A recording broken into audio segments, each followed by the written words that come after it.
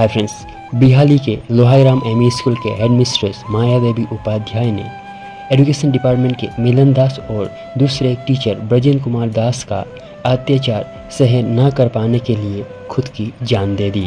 बताया जा रहा है कि एजुकेशन डिपार्टमेंट के मिलन दास और दूसरे एक टीचर ब्रजेन कुमार दास दोनों मिलकर उनको मेंटली टॉर्चर करते थे। उनकी मृत्यु के बाद बिहाली में ज़बरदस्त प्रोटेस्ट चल रहा है।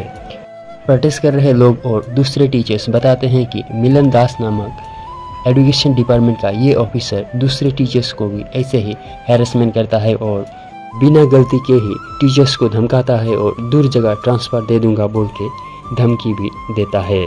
आइए सुनते हैं प्रोटेस्ट कर रहे टीचर्स एजुकेशन डिपार्टमेंट के इस ऑफिसर के बारे में क्या कहते हैं। बाक्सा जिलार बरमा भवानीपुर शिक्षा खंडत अति कुकर्मरे कार्यकाल आधाते एरी शास्तिमूलक बदली सूत्रे बिहाली प्राथमिक शिक्षा खंडर प्राथमिक खंड शिक्षा विषय हिसाबे अहा शिक्षा विषय मिलन दासे जोआ छमाहे बिहाली शिक्षक समाजक विभिन्न भावे मानसिक निर्यातन करि आइছে। सरू एटा भूलर भावे तेखेते विभिन्न धरनेर मानसिक आतिशार्य चलाई आइছে। पुरुष शिक्षक महिला शिक्षक उभयके अवश्य गाली गालाज करि सांघातिक भावे मानसिक भावे हाराशास्ति करि आइছে। এই मानसिक हाराशास्तिर फलत आज माया उपाध्याय बाइदेउर दरे एगराकी सৎ प्रधान शिक्षयित्री आज मृत्यु हल। अवश्य मृत्यु নহয়, या शिक्षा विषय मिलन दासे माया उपाध्याय हत्या करिছে। आइए सुनते हैं मृत हेडमिस्ट्रेस माया देवी उपाध्याय के हस्बैंड इस घटना को लेकर क्या कह रहे हैं। रातिपुआ आमी 4:15 आमार छोवाली लड़ाई माने गम पाले जे मार तेनेका अवस्था हो आछे चियरिले आमी गई रूमत सोमाई देखिलो ताई शिवजुरी लैছে और लगे लगे कापोर बस्तुটো खुली आमी तलले नमालो। गति आमी तो এই সময়তো এইবিলাক কৰাটো অলপ কথা কোৱাও বহুত টান হলেও বিগত কিছু দিনৰ পৰা মোৰ ওয়াইফ অলপ ডিপ্ৰেছ হৈ আছিল, নিৰাশ হৈ আছিল, চেহেৰা পাতি পৰা অনুভৱ কৰিছিল। মই খেতিবাদীৰ কাৰণে অলপ বাহিৰত আছিলোঁ। আজি যোৱাকালি ৰাতিও আহিছিলোঁ, মই একেলগে ভাতো খাইছোঁ, সন্ধিয়া গাখীৰ আনিবলৈ গৈছে, নৰ্মেল আছিলে। হঠাৎ এই ঘটনাটো ঘটিল।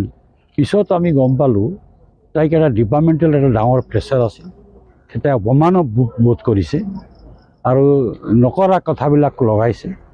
আৰু এই সন্দৰ্ভত মই হস্পিটেলাইজো হ'ব লগা হৈছে। চেলাইন চলাৰ মোৰ ফটো চটো আছে মোৰ লগত। তাই অসুবিধা পাই হস্পিটেলৰ বিহালী হস্পিটেলত আছিল।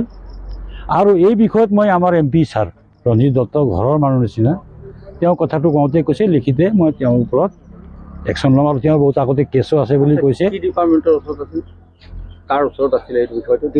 ডিপাৰ্টমেণ্ট শিক্ষা বিভাগত তাই এই লোহাইৰাম MB স্কুলত তাই চাকৰি কৰি আছিল, হেডমিষ্ট্ৰেছ হিচাপে আছিল।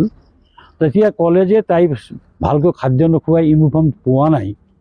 তেতিয়া তাইতো লিখি দিলেতো আমি দিছোঁ কৰিছোঁ, কিন্তু 30 জন মানুহৰ আগত যেতিয়া অপমানিত কৰে এইটো বিঅ ছাৰে, আমাৰ বিঅ মিলন দাস তেখেতৰ নাম। তেখেতে তাইক ছাছপেণ্ড কৰি দিম কিবা মহিলা মানুহ ভয় খাই গ'ল। গতিকে মই ছাপোৰ্ট দিয়াৰ কাৰণে মোক মাতিলে, মই গ'লোঁ, ক'লোঁ কি কথা, বহিলোঁ। তেওঁ কোঅপাৰেট কৰিম বুলি কৈছিলে, কিন্তু দুদিন পিছত 22 জন মানুহ গৈ স্কুলত ওলাইছে। ওলাই কৈছে আপুনি ইমান খুৱাইছে, ইমান ভালকৈ কাপোৰ দিয়া নাই। পিছদিনাই মেনেজিং কমিটি বহাই সুধিলে তাই যে মোৰ স্থিতিটো কি।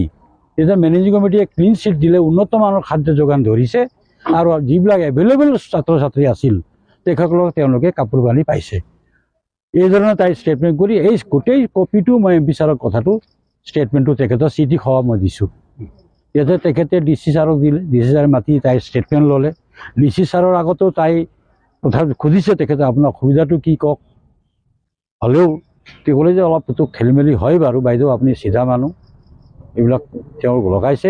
তেওঁ ফোন কৰিও ক'লে যে বাইদেউ চিধা মানুহ, বাইদেউক ডিষ্টাৰ্ব দিব নালাগে, এইজন বুলি আমি চিনি পাওঁ মানুহ দেখিলেই, তেখেতে ক'লে। আৰু লগত এজন মানুহ পঠাই দিলে যাতে অফিচাৰৰ লগত লগ ধৰক, বেছি কমপ্লেক্স কৰিব নালাগে কেছটো। আমি গৈছোঁ, অফিচাৰৰ লগত গৈছোঁ। তেখেতে মোক কৈছে আপুনি MP তাত গৈছে, মোক কৈছে। বোলো হয়, অশান্তি পাইছোঁ, মোৰ ওয়াইফ হস্পিটেলাইজ হৈ যোৱাৰ পিছত মই কি কৰিম। মই কৈছোঁ ৰাস্তাত। তাই বাইদেউৰ লগত সম্পৰ্ক ভাল। তাৰ পিছদিনা তাই অফিচত গৈছে, মন্থলি ৰিপৰ্ট দিছে। তাৰপিছত দুদিন পিছত গৈ ছুটি ল'লে। তাই অহাকালি গুৱাহাটী যোৱা কথা, চেকআপৰ কাৰণে তাই অলপ বেমাৰীও আছিল, মানে স্কিনৰ অলপ প্ৰব্লেম আছে। 2 মাহৰ পিছত দবাইটো চাই লিখে ছুটিও লৈছে, চিঠিও দিছে, ধুনীয়াকৈ ব্যৱহাৰ কৰিছিল। কিন্তু তাই মনত কথাটো লাগি আছিল, সেই অপমানবোধটো পাৰি যোৱা নাই। ইয়াৰ কাৰণে তাই এখন ছুইচাইড নোটো লিখিছে। নাই, লিখা নাই, নাম চাম নাই, এটা লিখি থৈছে। আৰু এইটোতো আমি প্ৰথমে গম পোৱা নাই, পিছত মানে হোচো নাই প্ৰথমতো, পিছত হোচ পাই দেখিছোঁ আছে। এইটো আমি পুলিচ ডিপাৰ্টমেণ্টক আমি জনাইছোঁ, তেখেতে এইটো বাহিৰত অৱগত কৰিব মানা কৰিছে, যাতে সেই অপৰাধীবিলাক পলাই যায়। তাই স্পষ্ট লিখিছে ছুইচাইড নোটত কোন কোন দায়ী, কোনে তাইক অপমান কৰিলে। কেইবাজনৰ নাম আছে? আছে, 2জন মানুহৰ নাম আছে। নাই, পুলিচে কৈছে আমি এৰেষ্ট কৰিম। তেওঁ অলৰেডি আমাৰ সন্মুখত কৈছে এৰেষ্ট কৰক, টেক ইন কাষ্টডি বুলি কৈ দিলে। আমাৰ যিজন SP আছে নহয় জানো, বৰগাঁৱত আছে, তেখেতে কৈছে এৰেষ্ট হিম ষ্ট্ৰেইট। গতিকে মোক কৈছে বোলে ডিলিকেজ কৰিব নালাগে, কাৰণ এইবিলাক অপৰাধী পলাই যাব। আৰু গোটেই লোকেশ্যন ক'ত থাকে, কি মোৰ পৰা লৈছে, আমি ফেমিলিক আমাক বৰবাদ কৰি গৈছে। এনেকুৱা অফিচাৰকতো আমি ৰখা উচিতটো নহয়েই। গতিকে আমি এই কেছটো মাননীয় অসমৰ মুখ্যমন্ত্ৰীলৈ দৃষ্টি আকৰ্ষণ কৰিছোঁ। আৰু মানুহ মৰাৰ পিছত আৰু কি কৰিম। इस वीडियो में आगे हम आपको सुनाएंगे दूसरे एक लेडी टीचर का वॉइस, जो बताती है कि उनको भी कैसे एजुकेशन डिपार्टमेंट के इस ऑफिसर मिलन दास ने टॉर्चर किया था। কালি ঘটনাটো অতি দুখজনক।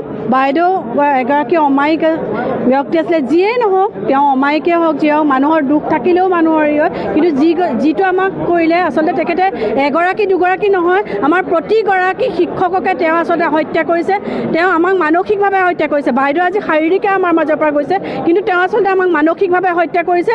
আৰু তেওঁৰ মুখত কালপ্ৰিট, ট্ৰেন্সফাৰ দিম, এৰেষ্ট কৰাম, এই কথাখিনি তেওঁৰ অনবৰত আমাক প্ৰতিদিনে আমাক কয়, যিটো কাৰণে আমি কোনো দিনে আচলতে শান্তিৰে এদিনো ক্লাছ কৰিবলৈ আমি পোৱা নাছিলোঁ। কোনো দিনে আমি মোক পাৰ্চনেলি আচলতে 500 মানুহৰ আগত, ফিল্ডত, ল'ৰা ছোৱালীৰ আগত, গাৰ্জেনৰ আগত মোক যথেষ্ট অপমান কৰি কালপিট বুলি কৈছিলে। আৰু তেখেতে কৈছিলে যে কাৰ্বি আংলঙলৈ ট্ৰেন্সফাৰ দিব লাগে, অথচ মোৰ কোনো দুখ নাছিলে। আমাৰ বিদ্যালয়ৰ বেলেগ এটা ঘটনাৰ কাৰণে মোক পাৰ্চনেলি তেখেতে তেনেকৈ কৈছে। অকল মোক বুলি নহয়, আচলতে আমাৰ বিদ্যালয়ৰ প্ৰতিজন শিক্ষককে তেখেতে কৰিছিলে। एजुकेशन डिपार्टमेंट के लोगों के अत्याचार सहन न कर सकने के कारण अपना जान दिया हेडमिस्ट्रेस माया देवी उपाध्याय ने। इस घटना के बारे में आप क्या सोचते हैं, आप अपना भी ज़रूर बताएं। बाकी इस वीडियो को अपने दोस्तों तक ज़रूर शेयर करें, ताकि ऐसे ऑफिसर्स सादे सीधे लोगों का जान दूसरी बार ना ले सके। तो friends, thank you for watching. ऐसे ही खबर पाने के लिए आप हमारे चैनल को ज़रूर सब्सक्राइब करें।